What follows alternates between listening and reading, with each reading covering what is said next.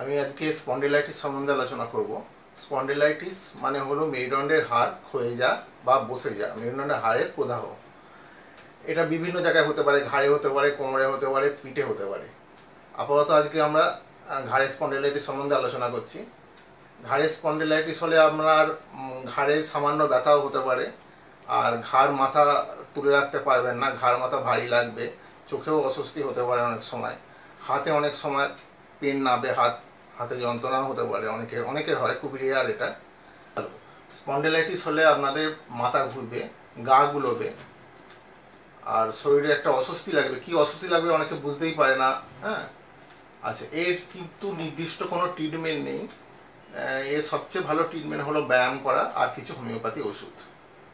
আমরা আজকে এই ব্যায়ামগুলো, 5টা ব্যায়াম আছে, এই ব্যায়ামগুলো যদি আপনি নিয়মিত করেন তাহলে অনেক উপকার পাবেন। হ্যাঁ, 5টা ব্যায়াম আমি আজকে আপনাকে দেখাবো আমি। হ্যাঁ, এগুলো ভালো করে দেখে নিন, এগুলো নিয়ম করে করতে হবে দিনে 2বার করে অন্তত। হ্যাঁ, দেখাচ্ছি। 1 নম্বর ব্যায়াম দেখুন।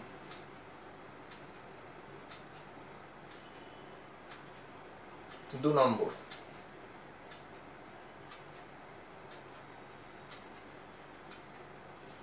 3 নম্বর,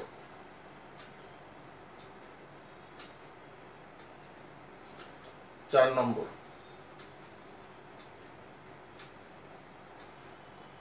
5 নম্বর।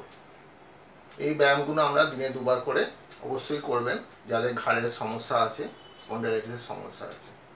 নমস্কার।